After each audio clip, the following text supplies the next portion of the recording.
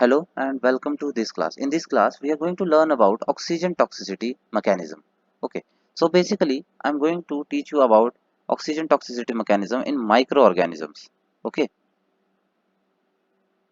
so first of all, what you understand by this thing? This thing is, toxicity caused due to oxygen. Okay, and this oxygen toxicity occurs due to the formation of reactive oxygen species, which is which we commonly called as ROS, reactive oxygen species. Okay, so now first of all, I will tell you something about uh, three major type of reactive oxygen species. The first is superoxide anion, which is O2 with a single electron and negative. You know, oxygen usually have two electrons, but one is lost, and so the if one electron is lost, then this becomes as superoxide anion.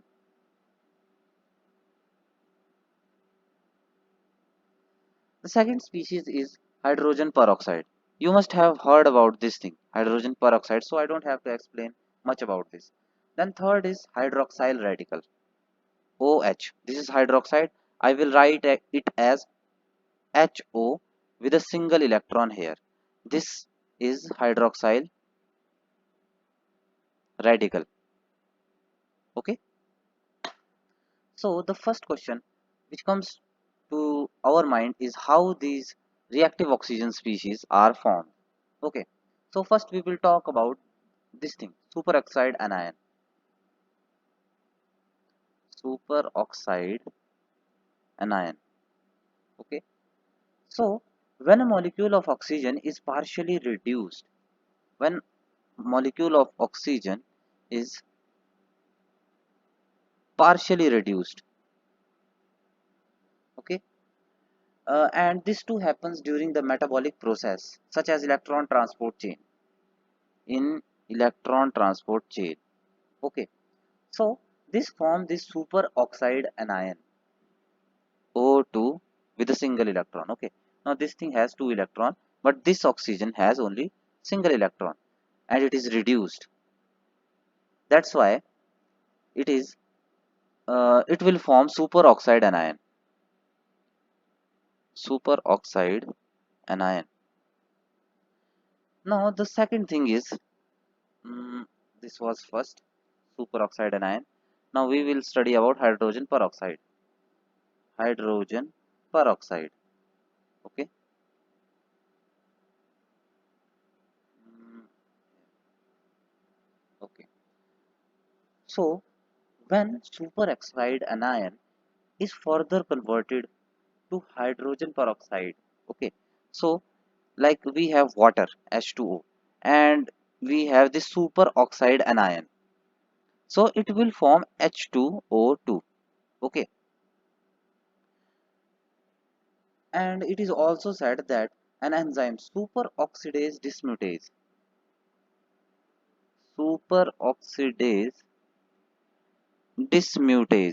This enzyme is said to convert this superoxide anion into hydrogen peroxide. And similarly, this same enzyme also help in reverse reaction when some cells need to defend themselves from reactive oxygen species. Okay. Now, moving to the third reactive oxygen species, which is hydroxyl radical. Hydroxyl radical. So we will talk about hydroxyl radical, which is this thing. Okay, you can also write it like this, OH with this electron here, a dot for this electron. This is a dot slash electron. Okay, so in this thing, when hydrogen peroxide undergo a certain reaction, hydrogen peroxide undergo a certain reaction named as Fenton reaction. Fenton reaction. Okay, then this form hydroxyl radical, OH negative with a single electron. Also, this thing require a certain metal. metal ion as a catalyst, especially iron metal. Okay, so this will form this hydroxyl radical. Now this is how these three reactive oxygen species are formed, and out of these three, this is most reactive. This is most reactive oxygen species. All right. Now we will move to the impact of these. So impact of reactive oxygen species to a cellular component.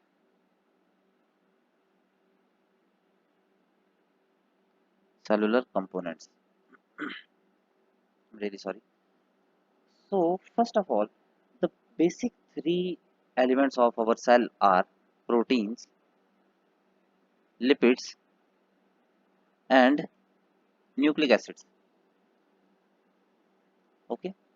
So we are going to discuss what are the damages that are caused by reactive oxygen species to these three. Okay. So as the name suggests, reactive oxygen species, which means there is oxygen in it, and if there is oxygen, then it will oxidize these. Okay. So the first point about the protein is that reactive oxygen species oxidizes protein. Okay, they oxidizes protein and cause structural and integral damage to the protein, and therefore uh, it causes loss of functioning of that protein. Okay, so this is what happens when some reactive oxygen species comes in contact with protein. The second thing is lipids.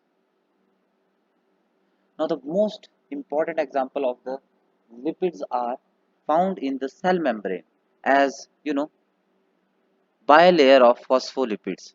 You must have seen this diagram in various lectures or videos. Okay, so this is phospholipid bilayer.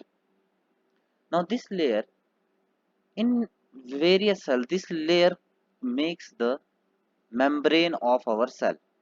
Okay, this layer is membrane which separate internal environment from external environment. Okay, so when reactive oxygen species, now ROS, will come and again oxidize this layer, so what will happen? It will cause damage to the membrane and can cause the leakage of cellular content to external environment. Cellular content leakage to external environment due to damage to cell membrane. All right. Now the third thing is our nucleic acids, or we can say DNA or RNA. Okay. So as you have seen from the above example, these reactive oxygen species are not at all good for our proteins and lipids. Similarly, they are also not good to our nucleic acid because they cause damage to DNA. Okay. So what are those DNA damage are? These damages to the DNA includes base modification, base modifications. Second is strand breakage, strand breakage of DNA, and third is cross linking, cross linking in DNA. Now, if any of these three mutations, not mutations, if any of these three changes occurs to our DNA, then this will overall cause a certain mutation in the cell. mutation in cell. Okay, and this can also lead to cell death.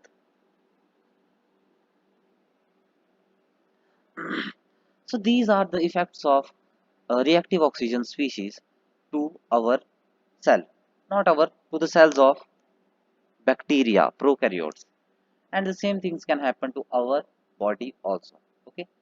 The third thing which you are going to study is how these bacteria defend against reactive oxygen species. Defend or defense against reactive oxygen species. Okay, so basically they will defend themselves via two methods. The first is using enzymatic antioxidants, enzymatic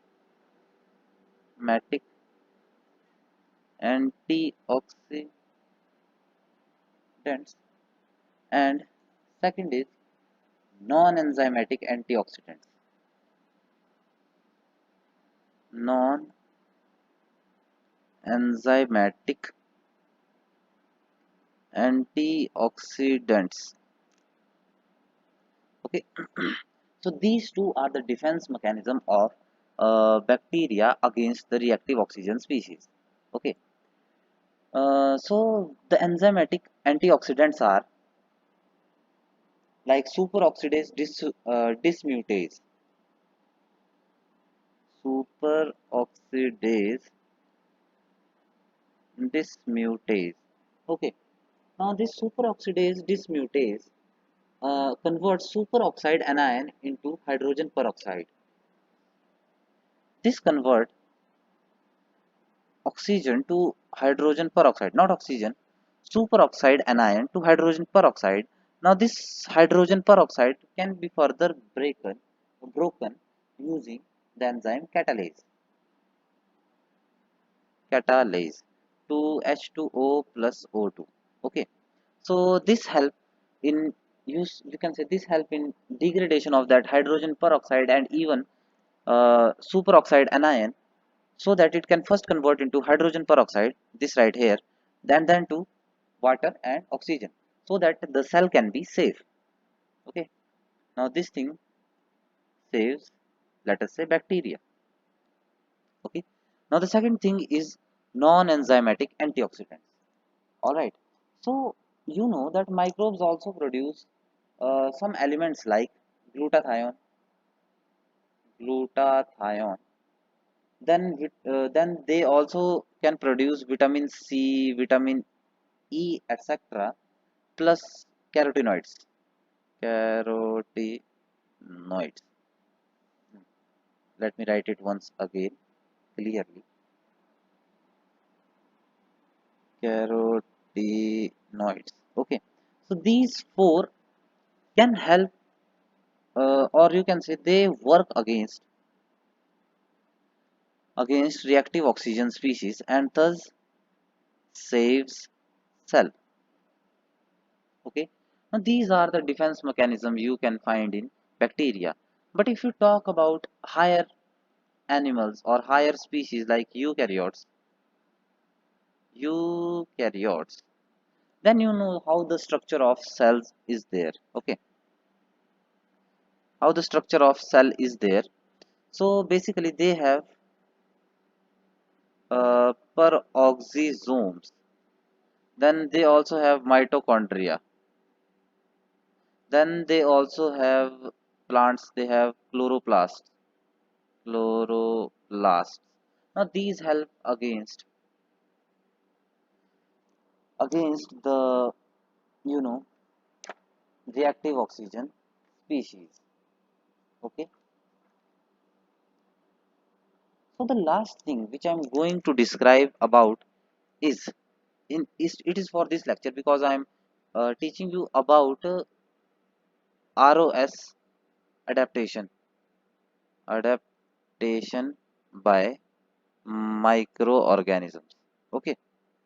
So microbes are basically can be classified into two categories, although there are other categories. So for this point we can categorize into two categories: prokaryotes, bacteria, into aerobes and anaerobes. Okay, so first we will talk about anaerobes.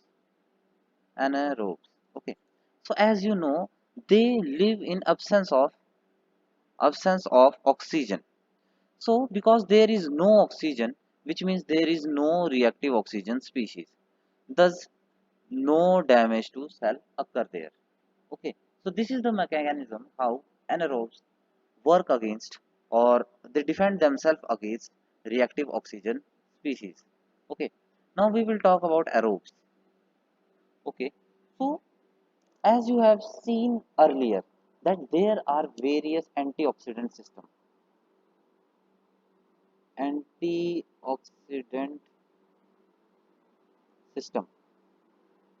whether it is enzymatic or it is non-enzymatic. Okay, so these both help that prokaryote to survive in presence of reactive oxygen species. So they protect against reactive oxygen species. Okay, so this is how aerobes and anaerobes cope up against oxygen toxicity. Okay, so oxygen toxicity in microbes is consequence of the reactive oxygen species formation and can have profound effect on cellular function and survival. Thus, microbes have evolved various defense mechanisms to counteract against the damage of reactive oxygen species, and these are all the methods how they save themselves from reactive oxygen species. I hope this video helped you well. Thank you very much and see you soon.